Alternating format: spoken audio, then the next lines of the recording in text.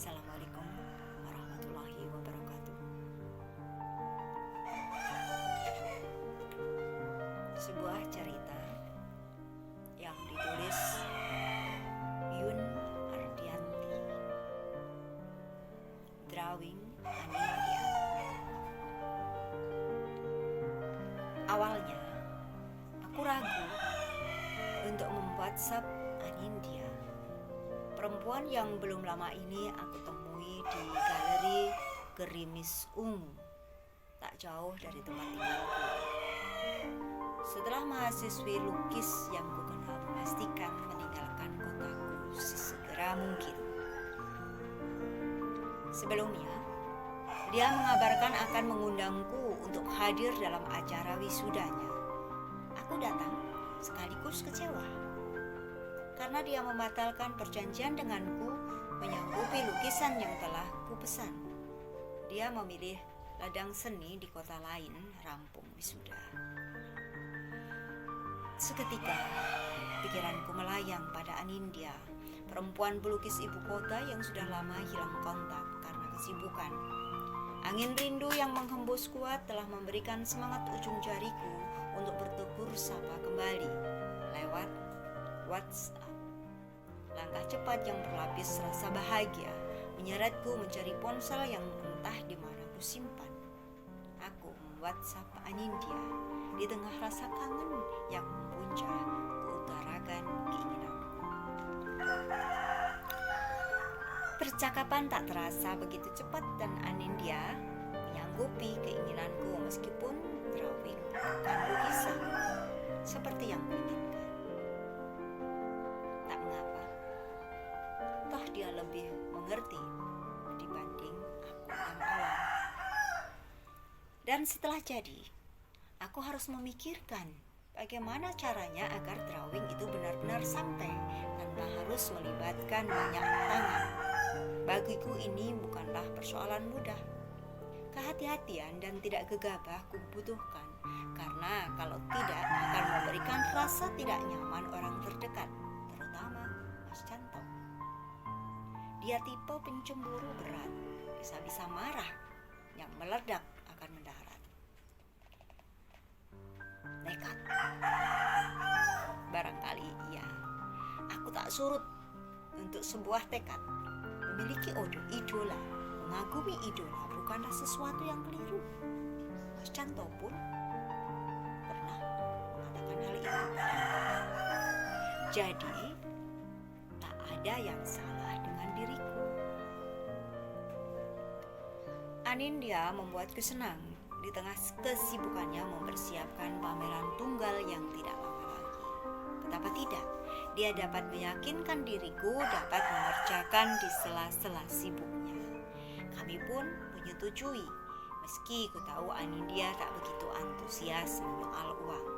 Selevel dokter sebagai narasumber dalam sebuah seminar, drawing itu bernilai. Nindya, kamu apa nggak rugi? Enggak lah Mas, kayak sama siapa aja. Ya udah, thanks ya Nin. Ya, sama Nas. Penggal akhir perbincangan yang tak kusangka, pelukis sekelas Anindya bersedia untukku. Padahal ku tahu, perempuan berhijab itu berada di jajaran papan atas perempuan pelukis ibu kota yang banyak memendamkan waktunya untuk melukis dan melukis. Itu berarti bukan harga murah seorang pelukis sekelas dia, meskipun tidak berlaku bagi diriku. Anindya telah memberikan semangat bagiku untuk membidik sang jurnalis secara acak dalam berbagai pertemuan. Meskipun dalam benakku berkecamuk perang batin, bisakah aku melakukan hal itu? Melihat sang jurnalis saja bagiku adalah satu keberuntungan, tapi tidak untuk menemuinya atau mengambil gambar-gambarnya. Suatu hal yang sulit dan tak mungkin kulakukan. tengah kegamangan, Nadia ada dalam pikiranku. Ya, Nadia. Hanya Nadia yang bisa. Perempuan yang pandai menyimpan sedih dan teman masa kecilku itu. Dia mengenal baik sang jurnalis. Tak jarang mereka bertemu dalam berbagai event pertunjukan. Nadia pandai mengambil angle yang tepat dan bagus. Suaminya telah menularkan kebiasaan itu padanya. Meskipun suaminya bukan seorang fotografi handal, sebab memotret hanya sebatas hobi. Aku bersyukur setelah Anindya ada Nadia. Dua perempuan itu begitu ringan menolongku. Nadia nampak bersemangat dan menyetujui ideku. Itulah yang meyakinkan diriku bahwa Tuhan memberi kemudahan jalan bagiku untuk mengagumi seorang idola.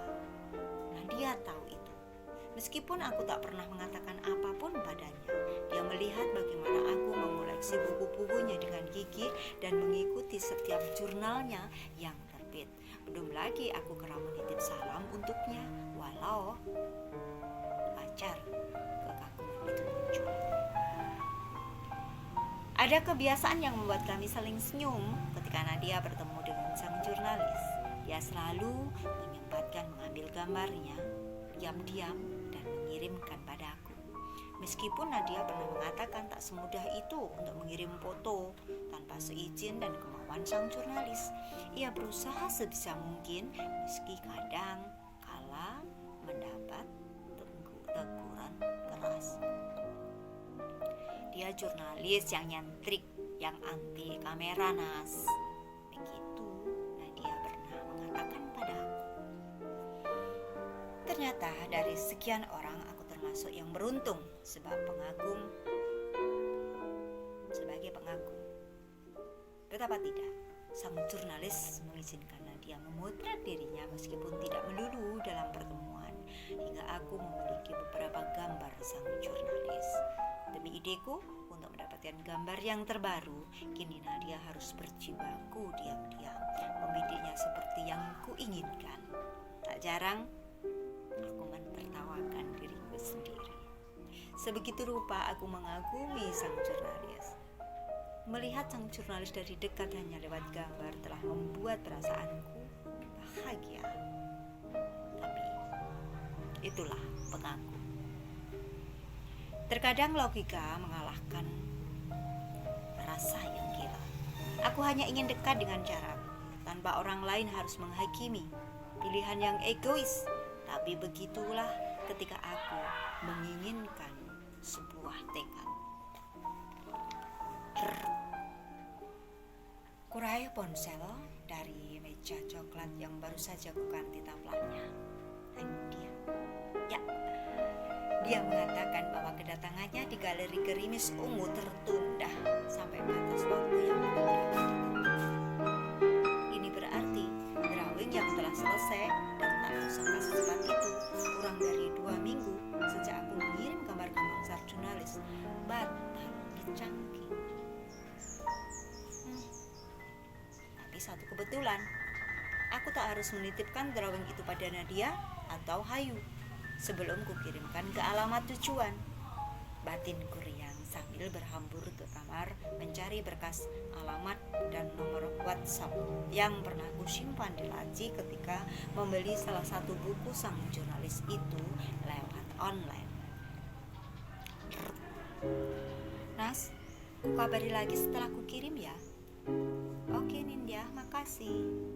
Sama Nas. Ada degup kencang berdetak-detak ketika aku letakkan ponsel di pangkuan. Antara pikiran, perasaan, dan keraguan menjadi gumpalan lekat yang menggetarkan tubuhku. Aku tak percaya, aku bisa. Antara benar dan salah, tak lagi bisa kucerna bedanya. Semua menjadi anomali dalam logika pikirku. Nas, siang tadi kau kirim ya? Iya, makasih Nin. Yups, oke.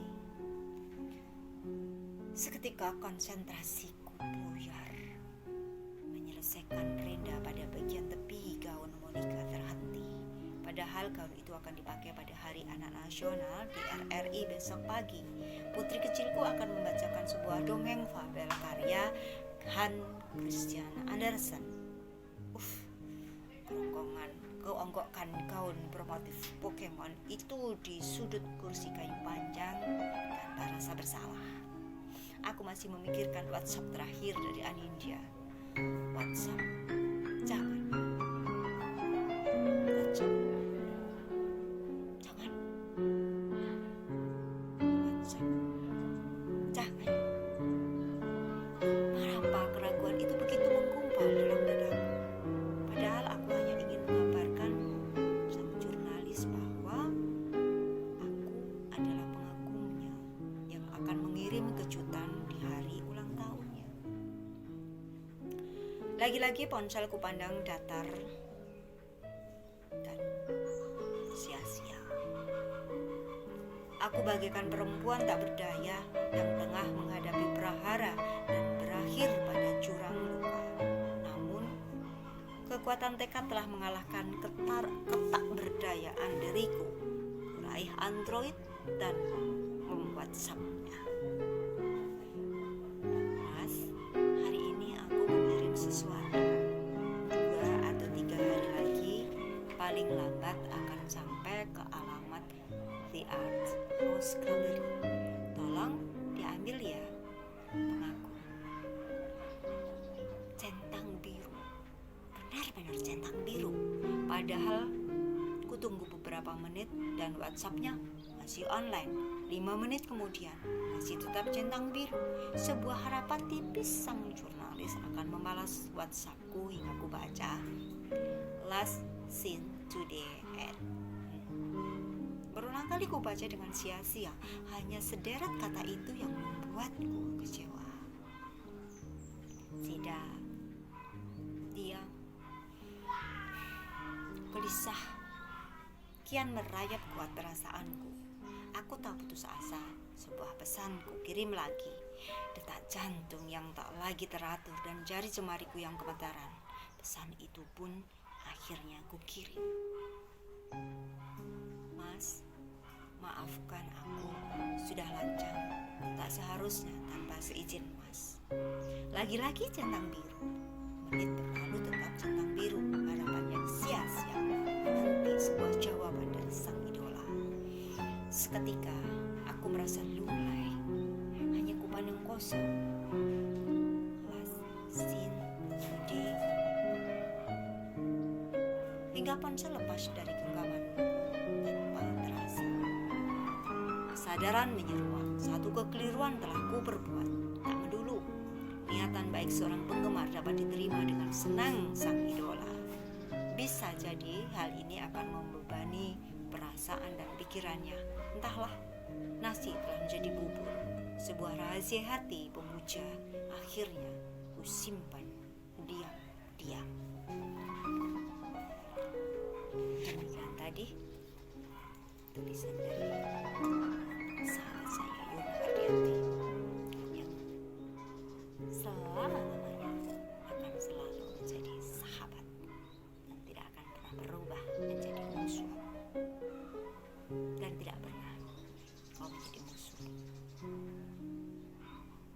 musuh yang rasa sahabat atau sahabat yang rasa musuh.